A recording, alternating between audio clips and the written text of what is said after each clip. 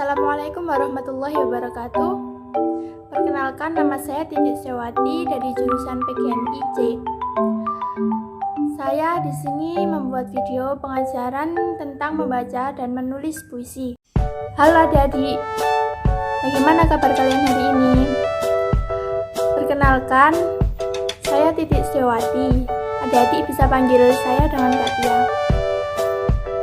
Pendidikan kakak di PGNI Uin Maulana Malik Ibrahim Malang dan sudah sampai di semester 2.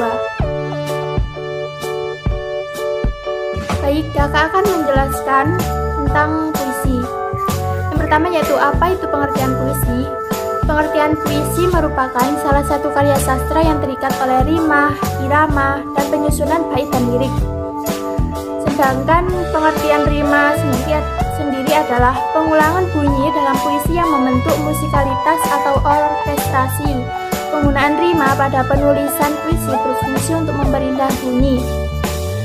Sedangkan irama puisi adalah pengulangan bunyi yang berulang-ulang dan tersusun rapi. Dalam ritma muncul pertentangan bunyi antara tinggi dan rendah, panjang dan pendek, keras dan lemah yang mengalir teratur dan berulang membentuk keindahan.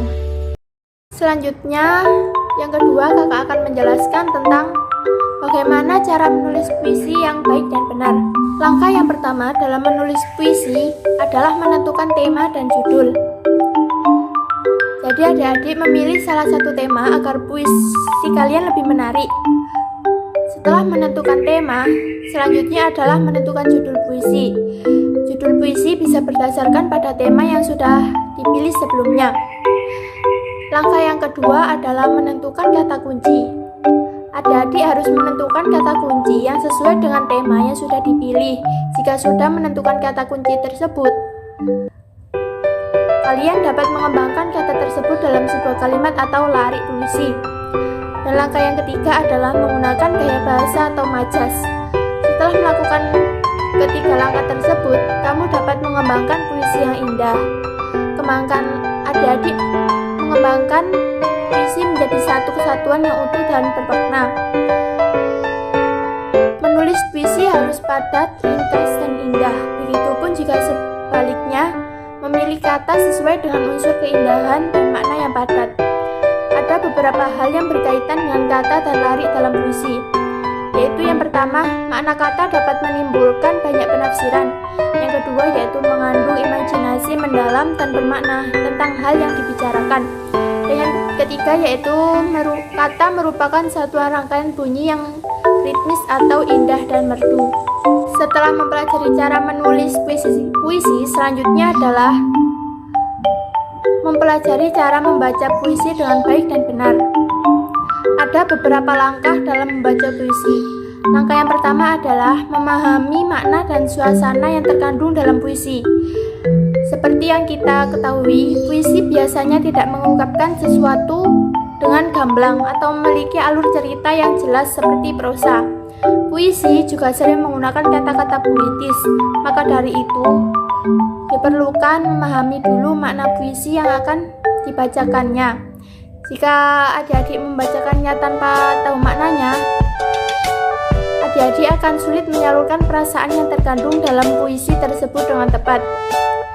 Jika sudah begitu, puisi kalian akan terasa hambar dan pesannya akan kurang tersampaikan kepada pendengar. Memahami makna dan suasana dalam puisi akan membantu adik-adik untuk menentukan intonasi, tekanan, jedaan, mimik, dan gestur nantinya. Langkah yang kedua adalah pelafalan yang baik. Pengertian lafal adalah pengucapan bunyi bahasa. Dalam membaca puisi, pelafalan yang baik itu penting. Pengucapan huruf A, I, U, E, O harus jelas. Pelafalan yang baik dihasilkan dari bentuk bibir yang tepat ketika mengucapkannya. Langkah yang ketiga adalah gunakan intonasi yang tepat. Intonasi adalah penyesian tinggi, rendahnya nada atau irama dalam kalimat. Dalam pembacaan puisi, tinggi rendahnya nada atau irama itu penting. Intonasi yang tepat berperan dalam penyampaian perasaan dan maksud yang terdapat dalam puisi kepada pendengar. Langkah yang keempat adalah penekanan dalam kata-kata dalam puisi. Tekanan merupakan keras lembutnya pengucapan bunyi. Ketika membacakan puisi, penting untuk adik-adik memberikan penekanan yang tepat. Penekanan diberikan pada kata-kata yang ingin ditegaskan atau dianggap penting. Langkah yang kelima adalah tentukan penjedaan dengan tepat. Sebelum adik-adik membacakan puisi, kalian bisa memberikan tanda jeda terlebih dahulu pada naskah puisi yang adik-adik buat agar lebih indah dan tepat. Tanda jeda dalam kegiatan membaca puisi ada 3 macam. Yang pertama yaitu garis miring 1, merupakan tanda untuk berhenti sejenak. Biasanya tanda ini diberikan di tengah baris atau tanda koma.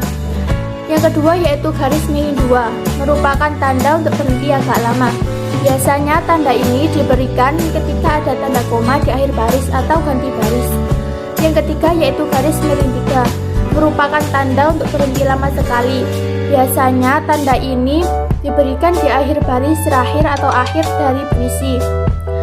Langkah yang keenam adalah gunakan mimik yang sesuai. Mimik merupakan ekspresi atau raut wajah yang sesuai dengan emosi yang terkandung dalam puisi yang dibacakan. Biasanya mimik menjadi salah satu tolak ukur apakah sang pembaca puisi menghayati puisinya atau tidak. Langkah yang ketujuh adalah gunakan gestur yang sesuai. Gestur merupakan gerak-gerik tubuh. Untuk pembacaan puisi, gestur diperlukan sebagai pendukung saja. Adik-adik bisa melakukan jika memang sesuai dengan puisinya. Kalau dipaksakan, bisa terkesan overacting dan jadi kurang indah. Langkah yang ke-8 adalah menghafalkan puisi. Walaupun dalam pembacaan puisi dibolehkan membawa naskah, tapi alangkah lebih baik jika adik-adik hafal puisinya. Dengan hafal puisi yang dibacakan, maka adik-adik tidak akan terpaku pada naskah. Jadi kalian bisa melakukan detail-detail penting ketika membacakan puisi tersebut. Langkah yang ke-9 atau langkah yang terakhir adalah percaya diri. Dengan latihan yang cukup akan meningkatkan kepercayaan diri pada adik-adik ketika tampil. Kepercayaan diri dibutuhkan saat tampil untuk memberikan hasil yang sesuai dengan usaha yang telah adik-adik kerahkan. Kalau adik-adik mulai menunjukkan tanda-tanda tidak percaya diri sebelum tampil atau rekaman membacakan puisi, cobalah untuk menenangkan diri adik-adik terlebih dahulu.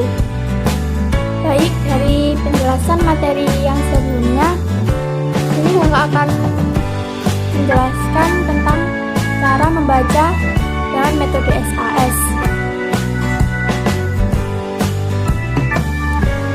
Kutipan puisi yang kakak gunakan yaitu yang berjudul Taman Bungaku. Dan kata yang kakak pilih adalah Taman Bungaku. Yang pertama yaitu kalimat Taman Bungaku. Selanjutnya kita ubah menjadi kata Taman Bungaku.